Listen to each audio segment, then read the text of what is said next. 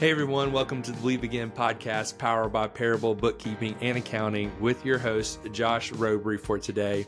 On this show, we discuss the challenges and triumphs of ministry, offering hope and practical insights for pastors and leaders everywhere. Our goal is to explore the heart of what it means to believe again and lead well in every season of life and ministry. Today, I'm excited to welcome Greg Daley to the Believe Again podcast. Greg is the Chief Visionary Officer of Parable, a company that's helping churches across the country make every kingdom dollar count. Greg is passionate about equipping churches with the tools they need to manage their finances well so that they can stay focused on their mission. He is also the co-founder of Restoration Project, a movement committed to addressing fatherlessness through intentional relationships. When he's not helping churches or working on restoration projects, Greg enjoys the beauty of the mountains with his family in Fort Collins, Colorado.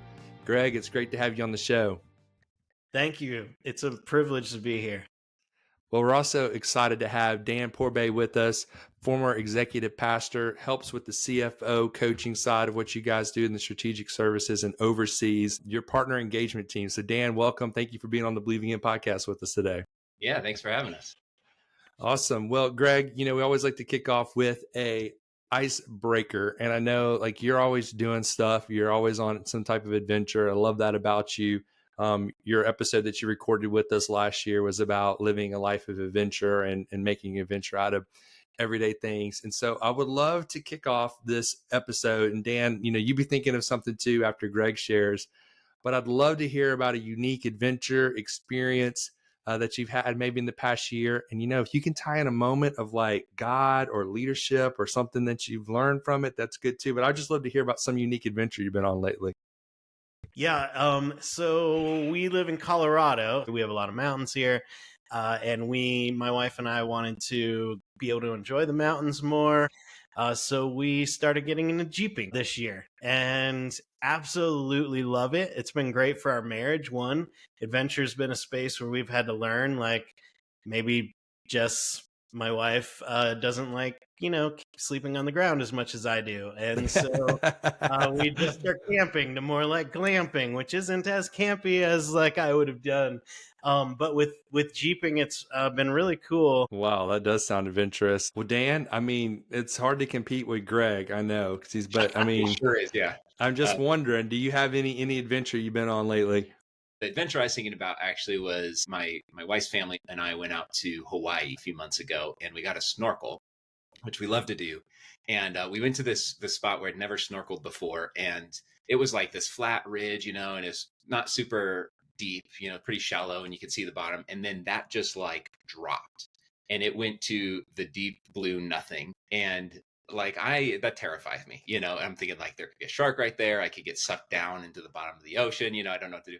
But the leadership lesson was I finally got brave and went right up to the edge and kind of pushed my comfort zones and actually saw some really cool fish that I hadn't seen before and experienced things that I wouldn't have had I not actually pushed myself to go beyond my comfort zone. So nothing compared to Greg, but no, I think that's better than Greg's actually. You dropped off the edge of the world. Awesome. Well, that's great. I wanted to make sure to bring some of Greg's adventurous spirit into this interview because we're mostly going to be talking about money today.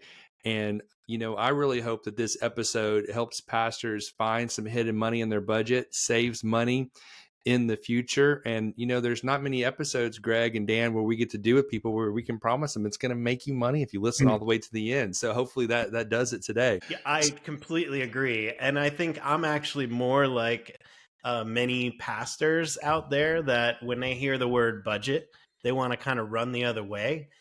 We joke at Parable that some pastors think a budget is a swear word, or that it is something that was part of the curse. Like God just gave the budget to Adam and Eve right after they came out of the garden, and he gave them some clothes and a budget and said, "Hey, good luck." But that's not actually true. I don't know if it was part of the garden experience, but we believe budgeting is a really amazing tool. And my team has gotten me there. But it took me a while to really appreciate, hey, a budget doesn't mean you have to cut everything. A budget means I'm telling every dollar where it's going and what it's supposed to do. And when I look at it that way, then I'm not penny pinching dollars necessarily. I'm saying, hey, we're going to need this amount of dollars for this, which may be more than what we've ever spent before, but I know it's coming and we need to budget for it, and then put guardrails in so that we protect that money so that we have it when we need it. Well, all three of us have been part of church staffs and, had to oversee budgets. Thankfully at ARC, I don't oversee any budgets. I just get to spend the money. It's like the most amazing. I don't know how I ended up in this good situation, but it can feel like that. And sometimes it gets so bad that you don't even want to look at it. And that just makes it worse. And I had this idea, and I don't even know, I didn't even talk to you about this, if this is something you guys do, but do you guys ever help people find money in their budgets that maybe they didn't know was there? Yeah. Yeah, I could speak to that. So, there's kind of a few things I want to talk about, but to start is just to have clarity with your finances. One of the things that we see when new partners come and join Parable is their finances, they don't understand them. There's all kinds of accounts and nobody knows where money's going. And so if you don't have good books, you don't have clarity about your finances, it's going to be really hard to figure out where dollars are going. And it's so often when we go through the work of, getting their finances wrangled and bringing clarity there, all of a sudden they realize, hey, we're paying for a bunch of the same duplicate accounts, and, oh, I didn't know you were paying for this. I'm paying for that. And so we start to see money saved there. And then we have a couple tools that will actually walk people through to find money. And so one is a ministry assessment, and we have like a formal tool, but it's as simple as writing down your ministries and then just assessing them on a few things. How much does this align with the mission and vision of the church? Rate it 1 through 5. How much are you seeing life change from this ministry? And then what are the resources that are involved in this? Is it very heavy intensive or not? And so when you rate your ministries that way, what we find is like the ministry that they've just always had going, it's like, wait, why am I spending $25,000 on this ministry and underfunding this ministry? Because this ministry is where God's really getting a hold of people, where life change, and this is really what we're about as a church.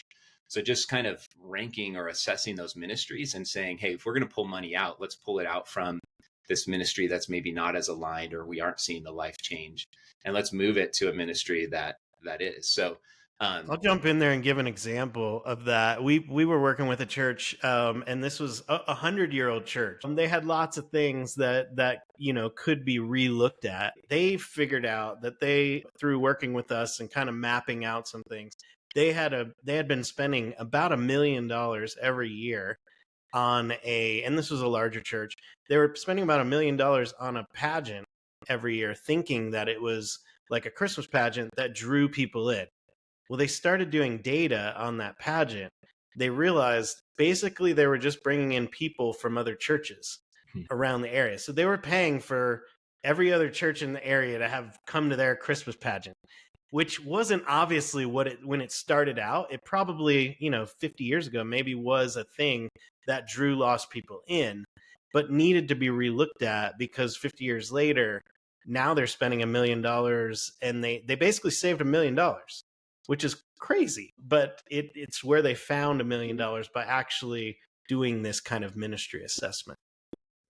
So let's keep the momentum going on helping people, find more money. So this podcast will probably come out in November, which we start to get into the end of the year giving season. I've done a lot of research on this over the years, creating resources for pastors, and I've seen things say 90% of giving to nonprofits happens in the last 6 weeks of the year. And there's a lot of money that can come in at the end of the year. How can pastors take advantage of end of the year giving? What are some things they need to be thinking about and doing to make the most of that season? I'll let Dan jump in after me because he'll have some more practical things. But one, I'll just say, and we see this all the time, end of the year comes every year, right? So don't get to the end of the year 2 weeks before the end of the year and be like, oh, you know what? We didn't capitalize on this. This should be part of your annual kind of rhythm of looking at what is it that we're going to do at the end of the year. And I know a lot of churches already do this, so I could be preaching to the choir on that one. The other piece is make sure you communicate with vision, that it's not about keeping the lights on at the church which is what people will say, what people will translate in their head. If you don't provide them with some things that it's going to go towards, they're going to fill in the gap with, oh yeah, the pastor has to be paid, the lights got to stay on, the rent. And that's not a big draw for vision. So I'll let Dan kind of speak to more of that. Sure, yeah. And one thing I'll start with is I looked at some statistics, and for a typical healthy church, about 2 to 3 times more comes in December than the average month. And it can even be higher depending on, but you're talking about basically another month or two of giving that is all coming in that 1 month. So it's a significant portion. And that happens when churches are intentional about it. And so one thing I was thinking about, what Greg's talking about, talking about vision. Well, one mistake we see is often churches have like a financial person give the update. And I'm a financial person in the church, so I'm making fun of myself when I say this, but financial people in the church sometimes aren't the funnest to listen to. And sometimes they get into the nuts and bolts, and sometimes, they're rarely thinking vision. And so what ends up happening is you have someone talking about finance and people are checking out. They don't understand. It doesn't apply to them, right? Instead of understanding the vision. Yeah. Well, and with that, you have the younger generation that they want to give to impact. And you have, I would say, like, people wise with money, they want a return on the investment. They're not looking for that return themselves, but they're looking for that kingdom return. And so if you're not telling that story, if they don't know it's coming from you, they're going to look to other places for where they see like impact happening. And that's where it's so important to tell it in a way that's compelling, that people get excited about and they want to be part of. So, you guys talking about this, it caused me to wonder, is there another time in the year that you guys, as you're doing, church accounting, bookkeeping for people, that you notice, hey, this time of year, actually giving goes up here as well? Is there another time in the year that you've noticed that? And when is that? Yeah, so that's a little more varies on the church and their intentionality, right? So end of year is just like, it seemed kind of common that that's a time you should be talking about money. And so churches do it. But the problem is actually what ends up happening is you're just kind of talking about it one time when everyone else is talking about it. And everywhere they go, they're talking about like, oh, give to this, and so it's, that's the story right there. But other churches that are intentional will actually see spikes throughout different parts of the year. So some churches like do it up to Easter and they have huge months in, March or April. I've also seen churches that actually like do it over the summer. It's not as much of a thing now because of online giving, but summer used to be more so dramatically reduced for giving. But I see churches that like, they end the kind of the school year strong and actually have a really good summer giving. So I think it comes down to how you're talking about money throughout the year. Well, it's good to have that good bump at the end of the year, but we can't always rely on a big bump here and there. We need to make plans to be sustainable long term. So what are some tips that you guys would give people for long-term sustainability and avoiding burnout in their finances and not waiting for a miracle to come through to do what they want to do? We are seeing a lot of churches explore options like utilizing their space more. Churches, it's sometimes notorious for having a liability and calling it an asset. And that is having a building that sits there 6 days a week. That's a liability. You're paying still for a lot of things that you're not actually using if you're only using it on Sunday. There's organizations that can help you create a preschool where you don't have to do any of the work. If your church actually is in a good spot for them to put a preschool, they'll come in, they'll do all the work, they'll even invest in your building, put money into your building, and then they give you a cut of the tuition. And so you just get a check every month for having a community need met while you don't actually have to hire those children's workers. That's a great way to utilize your space if it works for that. There's another company I know, it's like the Airbnb for space. It kind of like finds dance studios that need space and they'll just kind of block it in. And churches can make quite a bit of income out of utilizing their space, just the space that they already have. Well, I know one thing that gives people peace when they give is knowing that there's transparency and there's accountability. And so what are some steps pastors can take that you guys have seen to ensure financial accountability in their church? And why is transparency so important? Well, it's the reason why we exist, right? Like in some ways, and it was actually out of our story. My Jess and I were church planners. We planted a church in Seattle. We were just part of the launch team, which became then part of the being a pastor and moving into church, being on staff at the church. Before I was on staff, my wife, who's an accountant, did all of the church finances, and it was no problem because I wasn't a pastor at the church. We were just volunteers.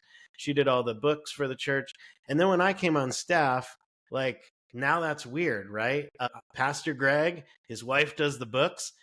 Clear violation of transparency and accountability. And we had checks and balances in place, but we were like, this doesn't look good. Let's outsource our books.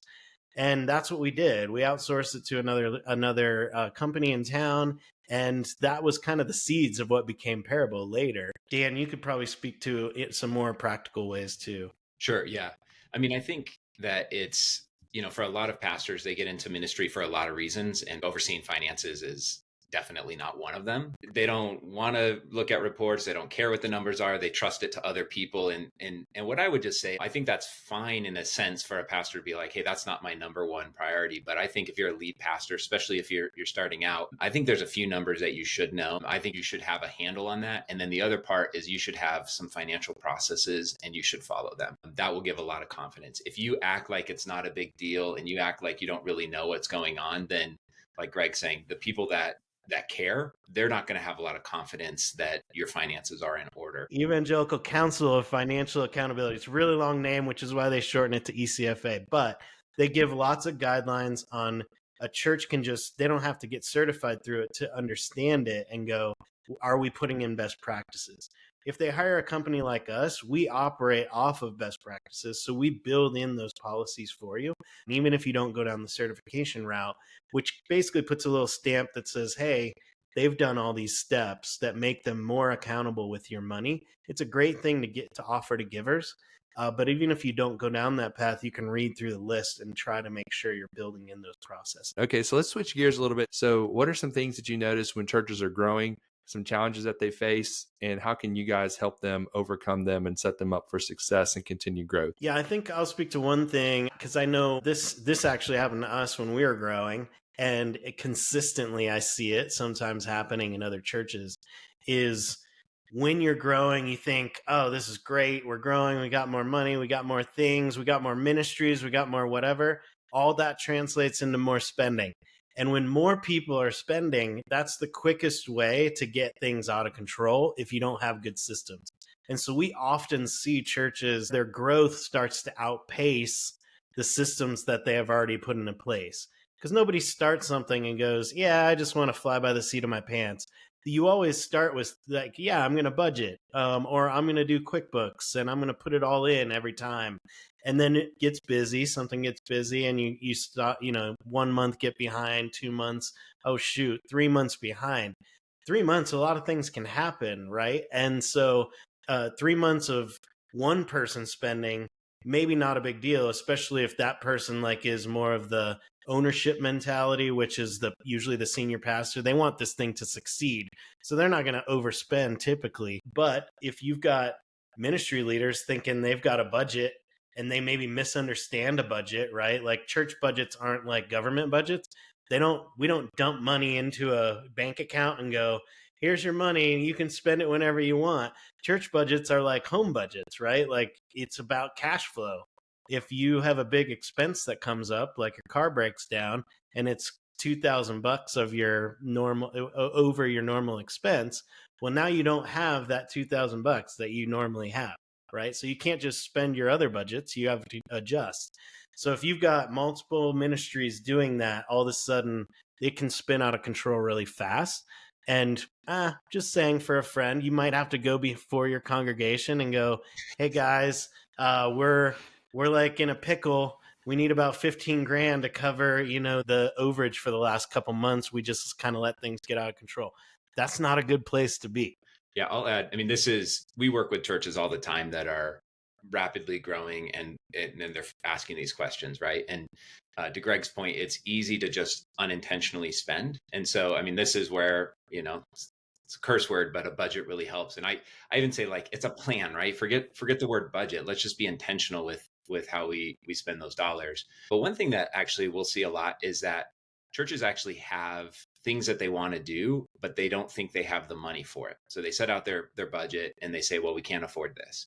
Well, then they actually, throughout the course of the year, maybe get additional giving. And so now they can afford it, but they end up kind of spending those in little increments on just kind of whatever, oh yeah, we can afford this. Oh yeah, we can do that, And so they say yes to a whole bunch of, they're good things, but they have this great thing sitting on the back burner that they were hoping to do that they didn't do. But had they just saved the extra dollars and been intentional with it, they actually could have afforded to do that. And so even when we're working on budgeting, we'll create a wish list, and it's like, hey, these are things we can afford, but we hope to. And as God starts to provide additional money, it's like, okay, now we have a list. Let's actually save up and spend for these things and not spend it. So it goes both ways, where you see the overspending, but sometimes you just see God actually provided extra. We could have afforded it. We're unintentional with it. And so now we can't afford it.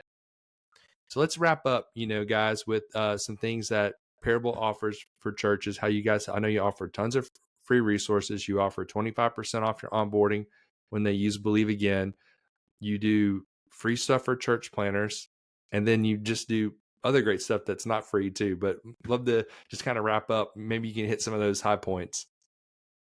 Yeah, I'll just start with saying we'd love to be partnered in ministry with you in this. We believe in the kingdom of God and the growth of the kingdom of God, and we just happen to be in the area of finance. And so we call our churches partners, and many of our partners are also friends.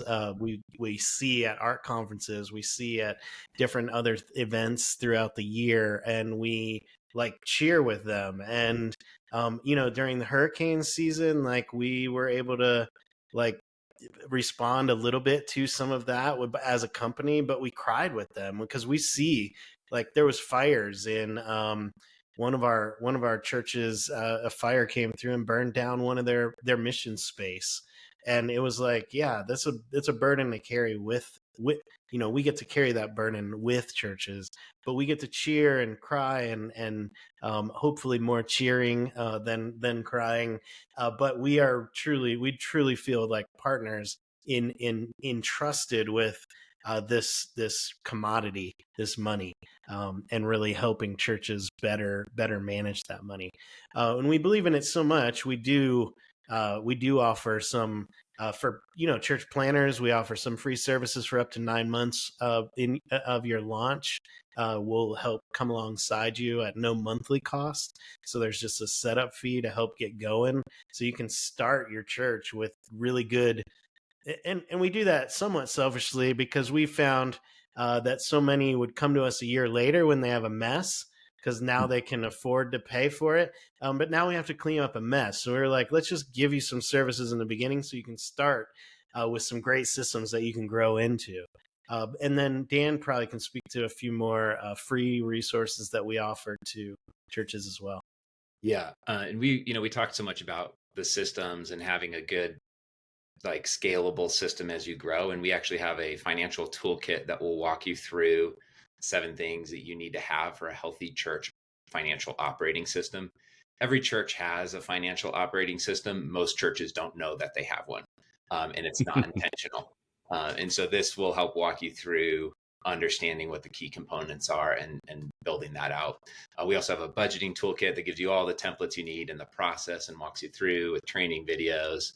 And then we have a financial leadership assessment that just really, it's super quick to do, but it will really help you understand, like, how am I doing just leading the finances, and what are some practical tips that I could take away from it? So all of that's on our website, liveyourparable.com. And those are some easy free resources. We have a whole lot more than that. And this team, I mean, as we mentioned, I was executive pastor at our first partner church. And so I saw what it was like being a partner for 10 years and just experienced the care that the people at Parable had for the church and the mission of the church and trying to help us succeed.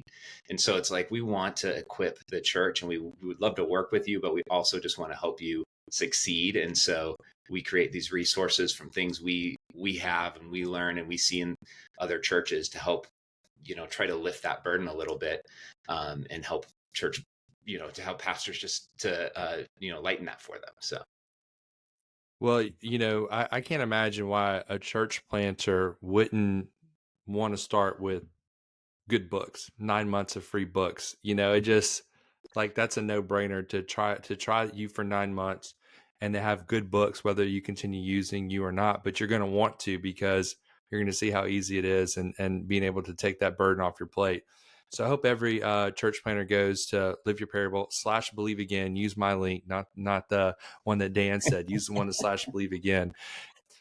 Greg, I just want to thank you so much from the bottom of my heart for sponsoring this podcast, so I can do this, and Amy and I can do this together. I was thinking about some of the conversations we've had recently with Pastor Wayne Francis on deconstruction, and Dr. Andy Yarbrough this week, that's running right now, on trauma-informed ministry, and like how helpful this is for pastors. We couldn't do this without you. If being a partner church to you is anything like, working with you as a sponsor, it's like the best relationship I could have ever hoped for. I've had 3 sponsors. They've all been really, really great. But whenever I wanted to do this, I knew it was going to cost me money that I didn't have to run this podcast well. I came to you first, and you responded that you would want to help me do this. And I just am really, really grateful to you. And just from the bottom of my heart, want to thank Parable for making this podcast happen. It's awesome. It's our privilege, and I believe in you, Josh. So it's been great to see you launch this Believe Again podcast. I've kind of been alongside your journey over the last, 8 years that we've been kind of working with ARC now. And so it's been awesome to watch you kind of push into these other spaces. It takes a lot of courage to do that. So I'm just glad that I get to work with someone that we have shared values. So thank you for doing that. Feelings mutual. Great. Well, awesome. That's all I have for today, guys. So thank you guys again for joining us. Dan, appreciate your knowledge and insight that you brought to the conversation. Greg, thank you so much for representing Parable and sharing some insight for pastors. This is it's been a great episode, and I want to thank everyone for listening and for joining us for this episode of the Believe Again podcast, powered by Parable. I want to again thank our sponsor, Parable Church Accounting, Bookkeeping, and Strategic Services. Parable helps you place every dollar on mission, telling the story of his kingdom. Find out more at liveyourparable.com/believe again. Until next time, keep believing and leading strong.